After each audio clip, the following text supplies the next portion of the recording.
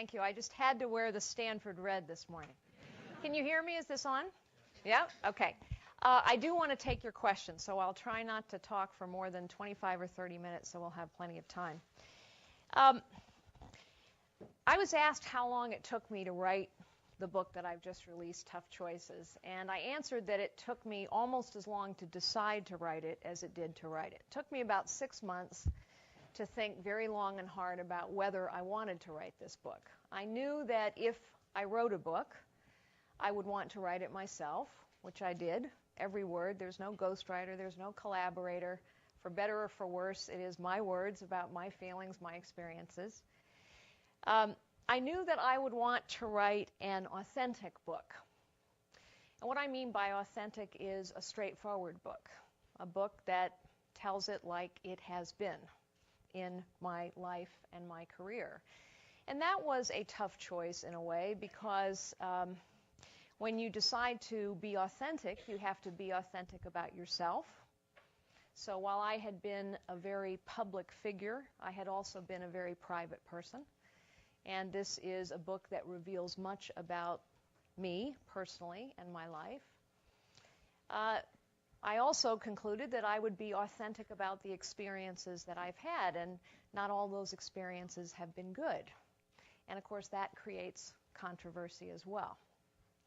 But I wanted to write this book for about 5 years now. And the first inspiration to write this book came actually when I was sitting on a witness stand being cross-examined.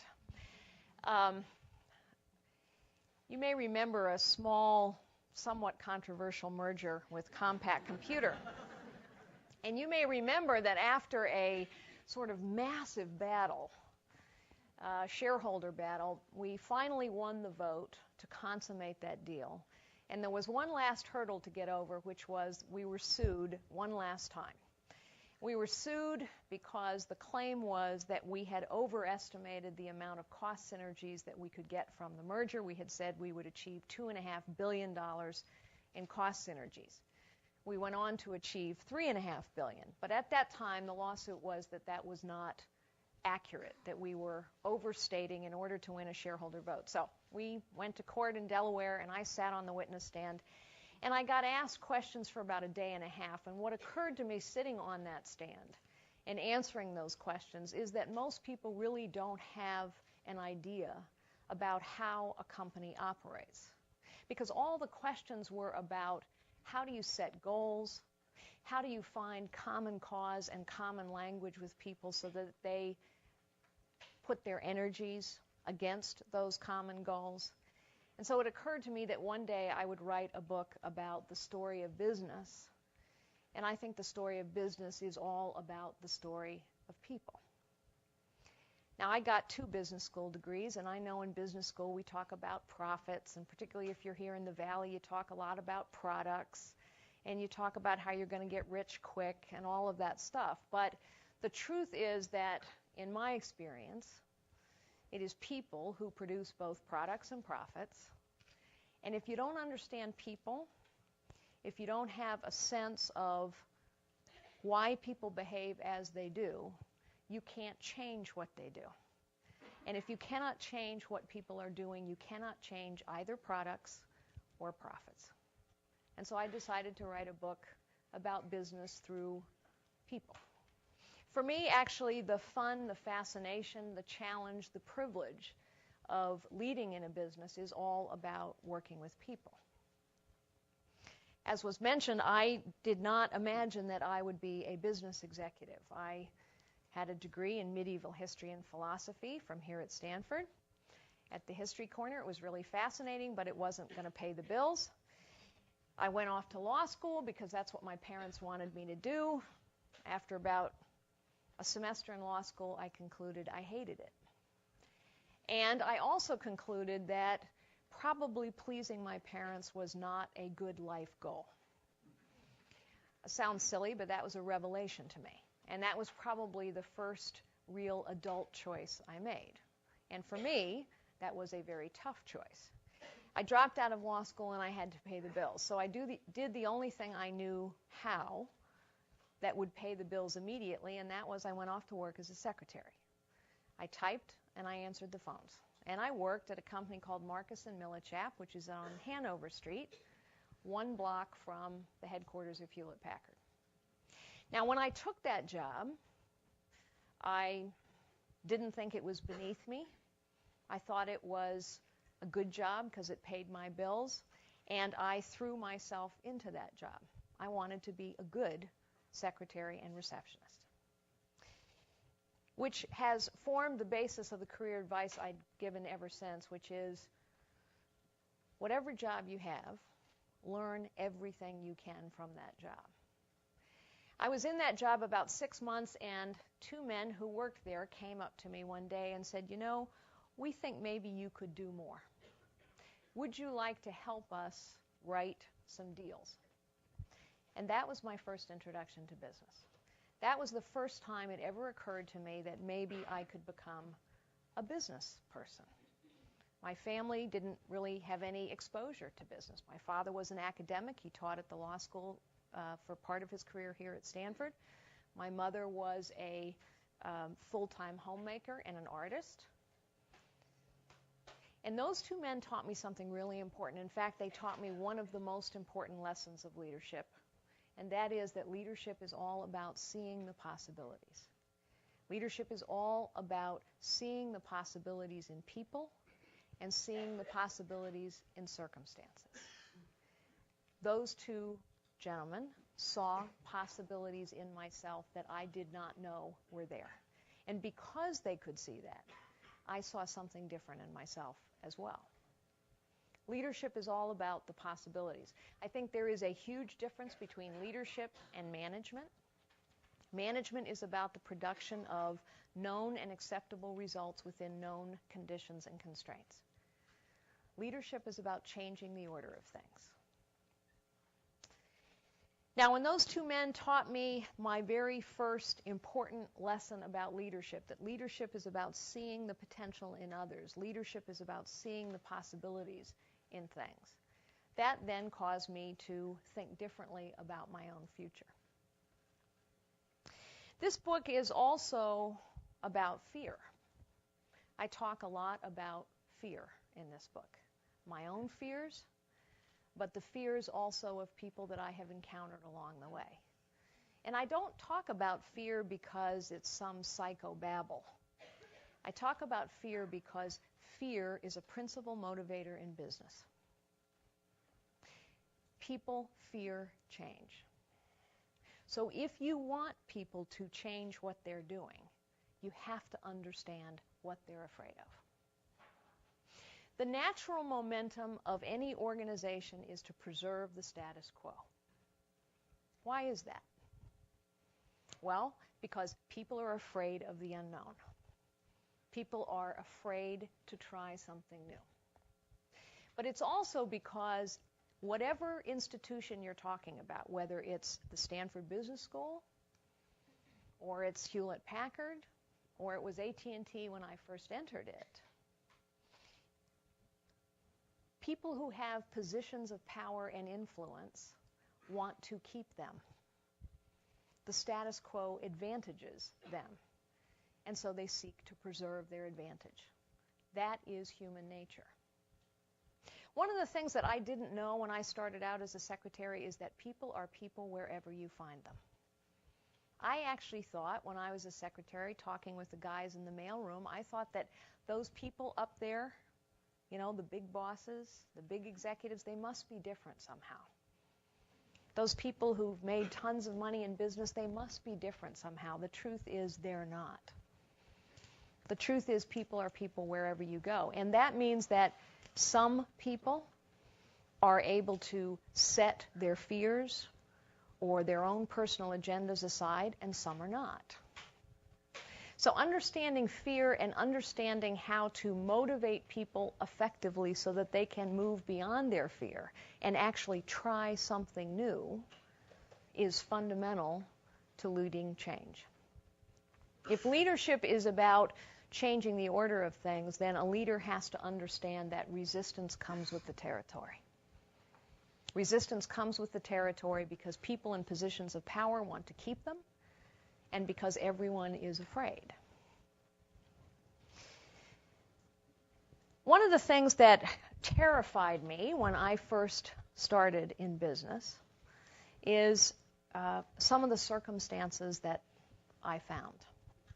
My very first job at AT&T, after I was a secretary, I ran off to Italy and taught English for a while. I was sort of searching. Then I got an MBA. Finally, I show up at AT&T, and AT&T back then was the Bell system. There were 1 million employees in the Bell system. Old Ma Bell. I know most of you are too young to remember, but it was a big, huge bureaucracy. And I joined that company as a brand new salesperson. My very first job was to share an account, a very lucrative, profitable account, with an older gentleman. I say he was older. I think in retrospect he was about my age. But I thought he was older. And it came time to meet the clients.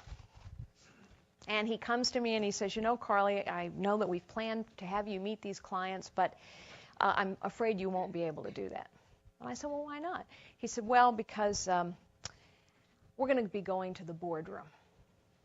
I said, well, what's the boardroom? Well, the boardroom was a strip club.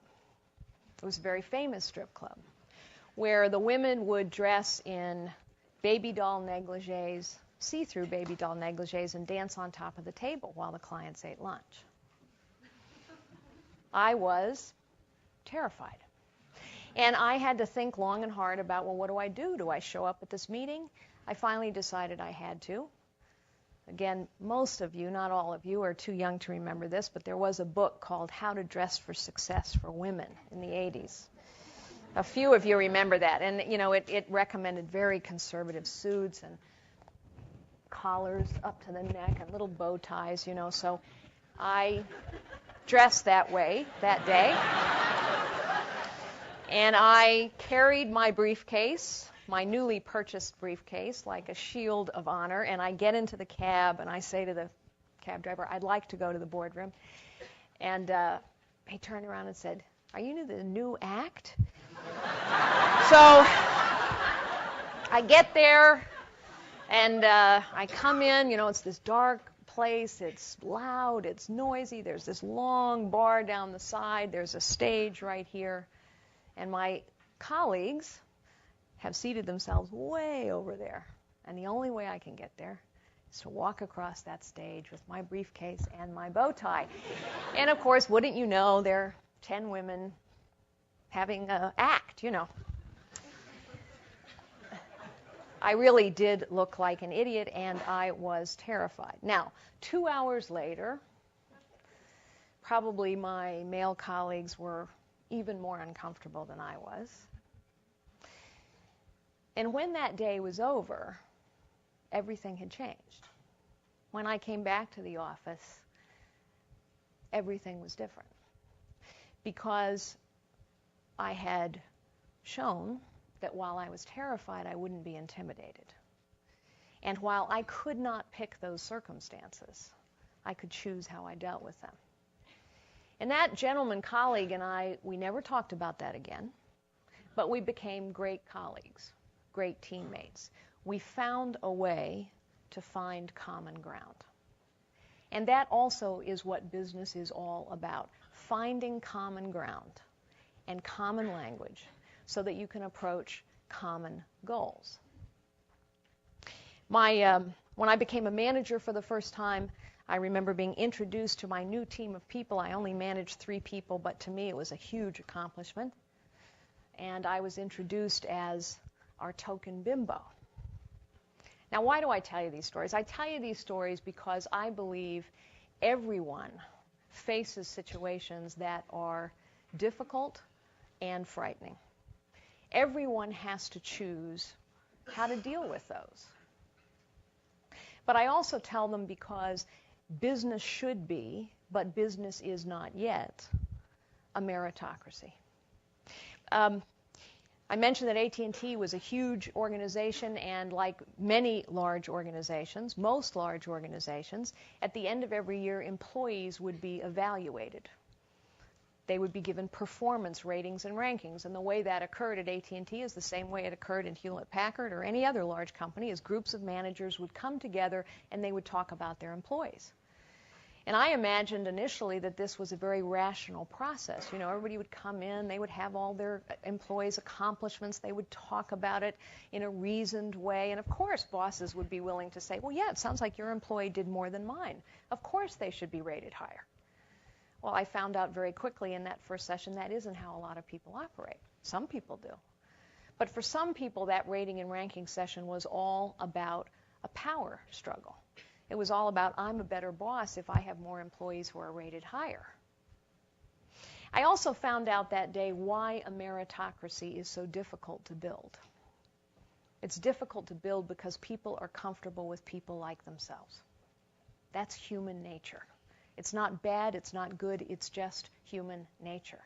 And so I observed that when people were talking about their employees, if the employee was a lot like the boss was more comfortable with them. They knew them better. And therefore, they would talk more fluently and more enthusiastically about that employee's accomplishments. And if the employee was different than the boss was a little uncomfortable with the employee, then the boss talked with less fluency and less enthusiasm. That is why meritocracies are difficult to build, because people are more comfortable in many cases, with people like them. Business, of course, should be a meritocracy. It is much better when everybody can play, which is why in 1998, when Fortune magazine named me the most powerful woman in business for the first year, by the way, think about it, that first year Oprah Winfrey was number 2. I mean, that's ridiculous on its face. But it made a great story. And from 1998 on, for each of the next 6 years that I was named the most powerful woman in business, I would say to Fortune, don't do a numbered list. If you want to highlight women who are successful in business, great. But when you number us 1 to 50, you imply that business is like tennis. There's the women's ladder, and there's the men's ladder. And women have to compete against each other 1 to 50 because we're not strong enough or good enough to compete against the guys. Business ought to be a sport where everybody gets to play. And when everybody can play, the game is better. And we have still a ways to go. I believe that change requires both optimism and realism. Realism, cold-eyed, clear-eyed realism about where things really are. I also believe it requires optimism, because optimism is the belief that things can get better. And unless you're an optimist, you can't change anything. Pessimism and cynicism are easy. You don't have to do anything. All you have to do is kind of comment and critique. So back to the subject of change and needing cold-eyed realism. When I came to Hewlett-Packard in 1999, this was an iconic company, a mythic company, with founders that were larger than life. And Hewlett-Packard had deep emotional significance for people. And as the years went by, history became mythology, and mythology almost became religion. And yet, this was also a company in 1999 that was falling further and further behind. In the middle of the biggest technology upturn in history, this company had missed 9 quarters in a row. While the company was lagging behind in every market in which it competed, missing 9 quarters in a row in the middle of the biggest technology upturn in history, employees were getting record bonuses. Why? Because the way success was measured inside the business had nothing to do with the way success was measured in the marketplace. We were no longer a meritocracy. 82% of our employees had said for each of the past 10 years that the company didn't deal with poor performance. 75% of our people were superior or excellent. What used to be a meritocracy became a bureaucracy. We were a technology company, and yet we no longer innovated. We were no longer even in the top 25 innovators in the world. We had this set of values called the HP Way, but people had stopped talking about the values themselves and what they really meant and started instead just using the shorthand, the caricature, the label, the HP Way. And the problem was that the HP Way became a way of stopping change, innovation. I would go to meetings and I would observe, people would say, well, we don't do it that way. It's not the HP Way. When culture becomes convention, then something has to change. Now, I said that I think business is all about people. There are probably people, some among you, I've worked around technologists all my life. I am not a technologist by training, but I've worked around engineers, managed engineers, worked with technology companies all my career, and I know that for many technologists, talk about people and behavior and values and culture, it just sounds like a bunch of BS. It's soft stuff. The truth is, I think culture and values and behavior, the stuff that makes people tick, is actually the really hard stuff. A better analogy, I think, is it is software. It is the software of a company. And just like in a computer system, if you want to change a company, if you want a computer to perform more effectively, you have to deal with the software as well as the hardware. For Hewlett-Packard, the hardware was, what is our strategy? We had to choose to lead once again. We had to choose to say, you know what? We want to be a leading company in the 21st century. We had to change how we structured our business fundamentally. We were 87 standalone business units. None of them talked or coordinated among one another for customers. Believe it or not, when I arrived at HP, we didn't even know how many employees we had, because 87 different business units all had their own everything, their own IT systems, their own HR systems, their own brands. And the heads of those businesses jealously guarded that power. It is human nature. So we had to change how we were organized so we could collaborate more effectively on behalf of customers. We had to put together processes so that, for example, at the end of my tenure, we had a single email system, not 87. Pretty important if people are going to communicate effectively. We had to change how we measured and rewarded performance. And when you start changing how people are paid, it is deeply personal. When you start to say to people, you know what, it's not actually realistic or competitive to have 75% of our people be rated superior or excellent when we are failing to compete in the marketplace. Logically, people understand it, but emotionally, it is very personal for people. When you have to take, during my tenure, I took 36,000 people off the payroll. That's very hard.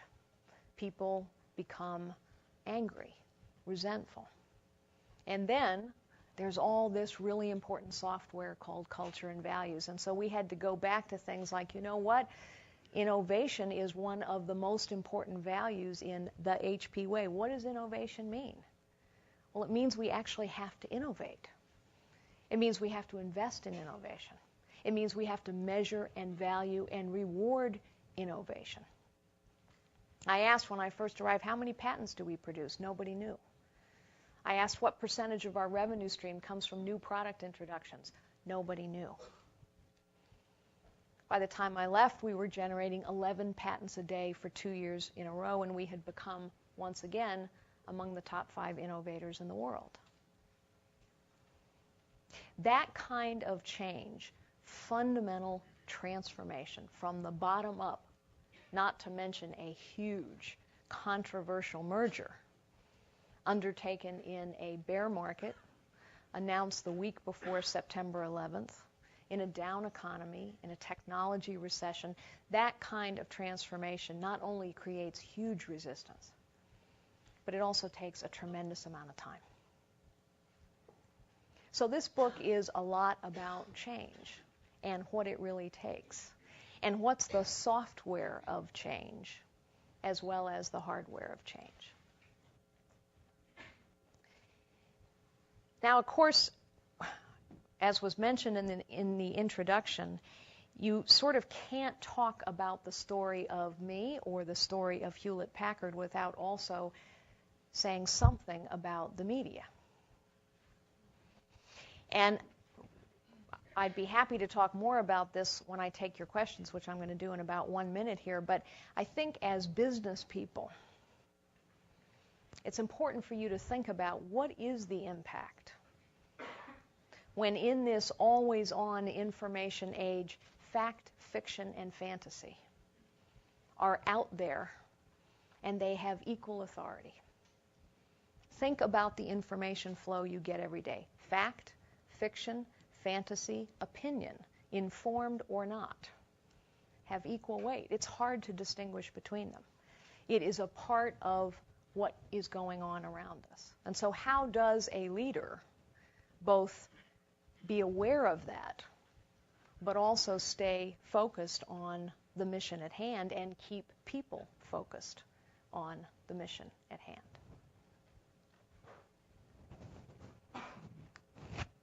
This book is also about something that I don't think we talk enough about as business people, and that is the fundamentals of judgment, perspective, and ethics.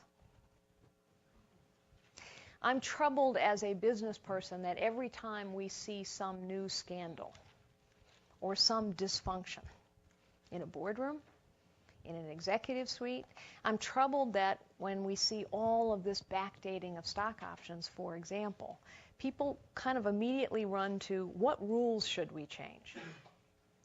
When Tyco and Enron and WorldCom and Adelphia happened, everybody started thinking about how do we change the rules? And some of those changes in rules are helpful. But when you think about backdating of stock options, it appears to me that what has happened, among other things, is people have said, if there's not a rule that says I can't, I can. There is no substitute for judgment. There is no substitute for personal ethics. There is no substitute for a sense of values that say, you know what, there is a difference between what's right and what's wrong, and it matters. But if you believe that as a leader, the tone has to be set at the top, because people watch the walk rather than listen to the talk. And so not only does a leader have to role model that, but it means sometimes the toughest choices you have to make are to fire somebody, not because they're not getting results, but because their values and their judgment are inconsistent with what you say you stand for. The toughest personnel choices I've ever had to make in my career are where I've had to deal with people who are abusive or dishonest. And let's be honest with one another, abusive, dishonest people get results in business. If you tolerate it, if you send a message that that's okay, then everybody concludes that's okay. All that matters are, do you get the numbers? If you want people to actually believe that values matter and character counts, then you have to act, even if people are getting results, based on their behavior. I was taught long ago, and I'm going to stop here and take your questions. I was taught long ago that values are what guide your behavior when no one's looking and when you think no one will find out. And if you don't have a strong set of values, it will infect the organization of which you are a part. And we see many, many examples of that every day all around us, unfortunately. Finally, how many of you have read any part of Bob Woodward's trilogy about the Iraq War? I happen to be reading right now State of Denial. Any of you read any of that stuff? Not so. Wow, you must be studying really hard. Well, set aside your politics for a moment. Among other things, what those books are about is how a political process can become dysfunctional because people's personal agendas, personal rivalries, personal fears get in the way of a sound decision-making process. It happens in business every day. It happens in boardrooms. It happens in mailrooms. It happens in every management meeting. And so a big part of what has to happen in any team of people is to pay a lot of attention to the decision-making process and whether people are putting the real issues up on top of the table and talking about them and debating them and understanding them fully, or are they hiding the real issues under the table? If you have people who are hiding issues under the table and are not able to put all the facts, all the opinions up on the table before a decision is made, you won't get a sound business decision. And yet it happens all the time. These are the software of business. And they're things that good leaders have to understand, or you cannot change anything. Because change is all about how people behave, what they believe. And if you want to change products and profits, you have to change those things about people. Okay, I'm going to stop. Who wants to ask a question? I think there are microphones. We're supposed to wait, I think, for microphones. No, you just stand up and, yes, ma'am, right there. What do you think the biggest challenges are to business being a sport that everyone can play equally competitively? And what do you think business schools should, if anything, be doing in order to address those challenges? Well, I think some of it is, frankly, we just need more practice. You know, old habits are hard to break. New habits are hard to form. And because we don't have enough practice at some of this, the language we use and the experiences that occur are just different. I'll give you a recent example. I'll give you two recent examples. I shared a podium with Bill Clinton recently, and he said, you know, when I talk about a topic and I'm detailed about the topic, people call me substantive, they call me erudite. When Hillary talks about the same topic at the same length, people say she's lecturing. It's just an example of the difference in language. Last week, there was a column that noted that both Patricia Dunn, the former chairman of Hewlett-Packard, and I were women. And a middle-aged white man decided to go on and on about the sisterhood. Interesting.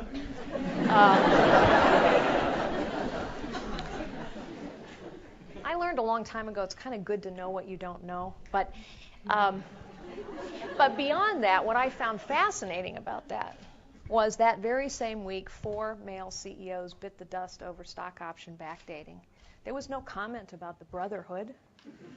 There was no comment about the pattern. When the CEOs of WorldCom or Adelphia or Tyco or Enron all stood up and declared their innocence right until the end, nobody talked about victimhood or brotherhood. The language is just different. So some of it is we just got to get more practice. Secondly, as I said at the outset, I think people have got to talk, straight talk, about real issues. One of the things I finally concluded in Hewlett-Packard, we talked a lot about diversity, we talked a lot about meritocracy, but we weren't making enough progress. And so I said in my tenure, you know what, we're going to measure it. Because we measure everything else that's important in this business. If diversity is important, we're going to measure it. And we're going to expect progress every single year. And I think finally, so you got to talk about it. You have to make it part of what people focus their attention on. And business runs by measurements, results.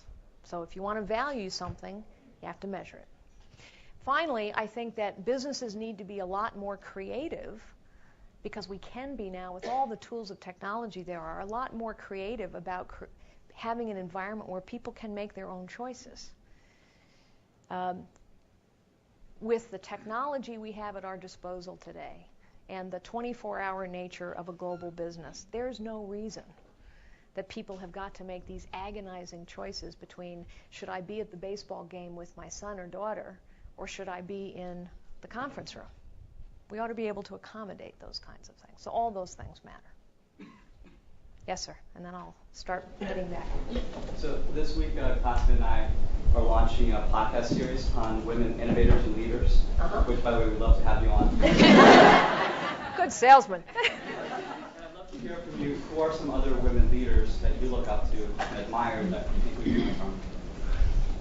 Well, there are, several right here in the Valley. I mean, Meg Whitman is a great women leader. I'm delighted, by the way, that since I left Hewlett-Packard, there have been 3 new women CEOs named. And Indra Nooyi, for example, of PepsiCo, is an outstanding leader. And I think that the more progress we can make in terms of talking about leaders and showcasing leaders of all kinds, of all genders, of all backgrounds, as opposed to saying, let's talk about women leaders, the more progress we're going to make. Because there are some aspects of leadership that have nothing to do with gender. A leader is an authentic communicator. That has nothing to do with gender. A leader tells it like it is. That has nothing to do with gender. A leader collaborates effectively with lots of different people. That has nothing to do with gender. So I would encourage you as well to think about maybe, instead of perpetuating the latter thing, there are women leaders and men leaders, you ought to think about a course in leadership and just work really hard to make sure that you're showcasing a very diverse group of leaders, which of course would include women. There was a... Yes, sir. I'd like you to speak a little more about your personal life in terms of whether or not you're married, do you have children, and if not, why not? And how along the lines of being a woman in a very demanding position, has that caused you to make any trade-offs on that front? And if so, why? Well, I do talk about that in the book, and it's also a great opportunity to illustrate what I meant before about the media. So one of the stories that came up a lot during my tenure, in addition to the fact that I traveled with a hairdresser and a makeup artist, and that's not true, by the way. And, we will have arrived when people suggest that Donald Trump maybe travels with a hairdresser. His hair is really much more complicated than mine. But another story that went around all the time was, well, Carly was too ambitious, and so she chose not to have children. That became the story. And frankly, a lot of women were angry about that. So one of the things I talk about in this book is, first of all, I am married. My husband is standing right back there. That's Frank in the yellow shirt.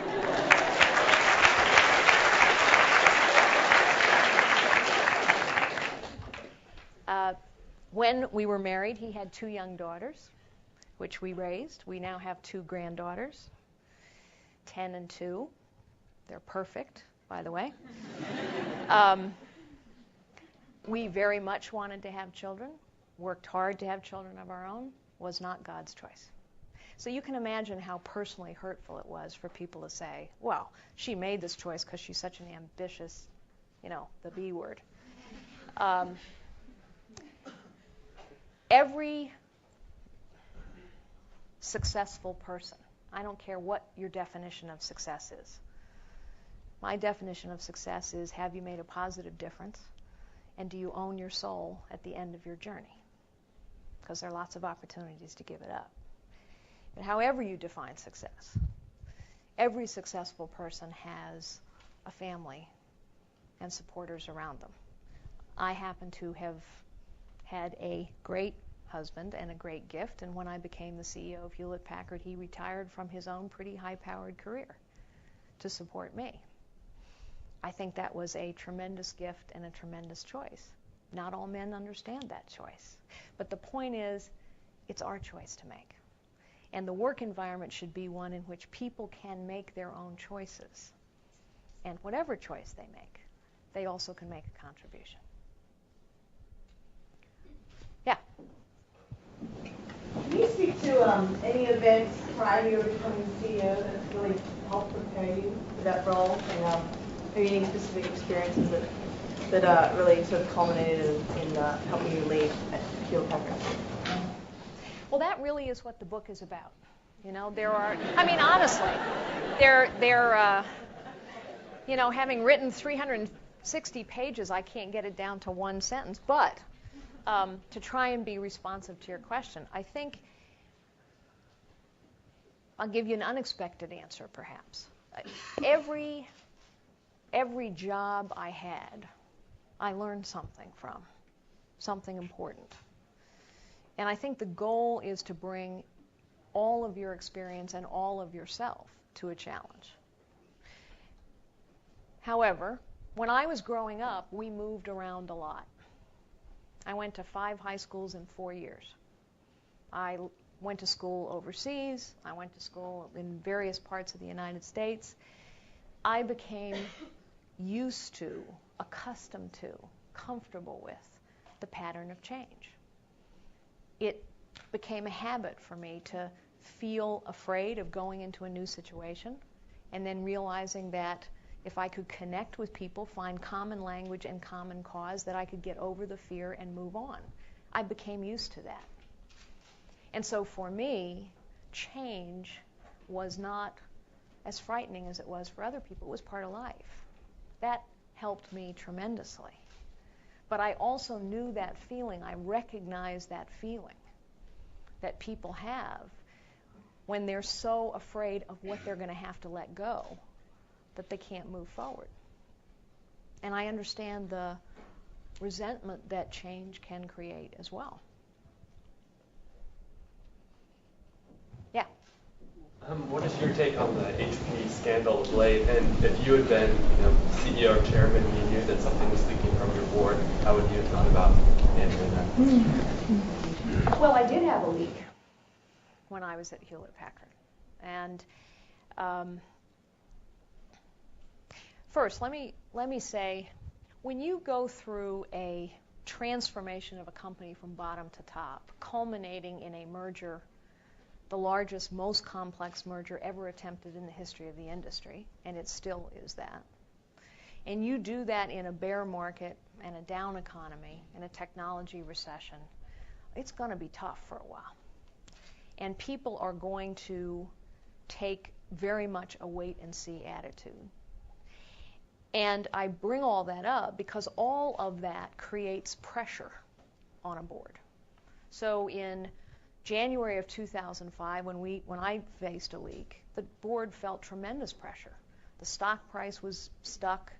The press was bad, despite the fact that we had gone from a GAAP loss of $900 million in 2002 to a GAAP profit of $3.5 billion in 2004, generating 11 patents a day. We were leading in every business line. Every business was profitable despite a clear trajectory of progress. Press and stock price create pressure.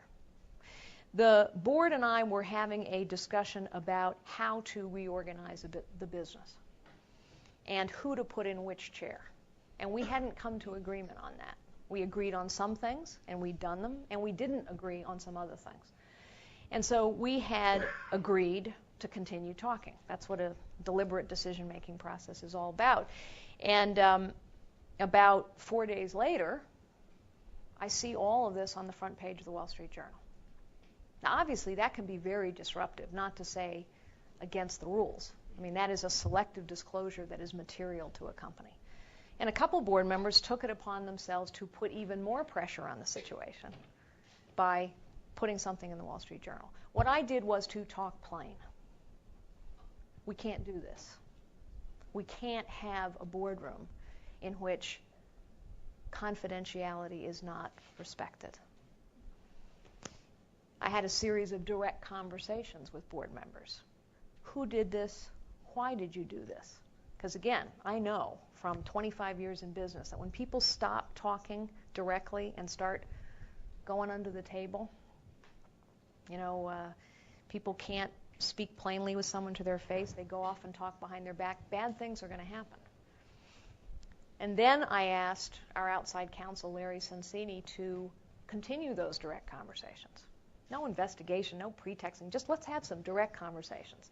But my goal was to also begin an assessment process.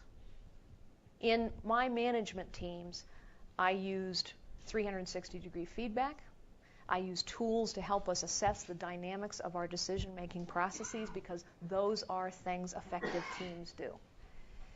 And I and a couple other board members had wanted to bring those tools into the boardroom. It was resisted mightily. Some board members thought it was a waste of time.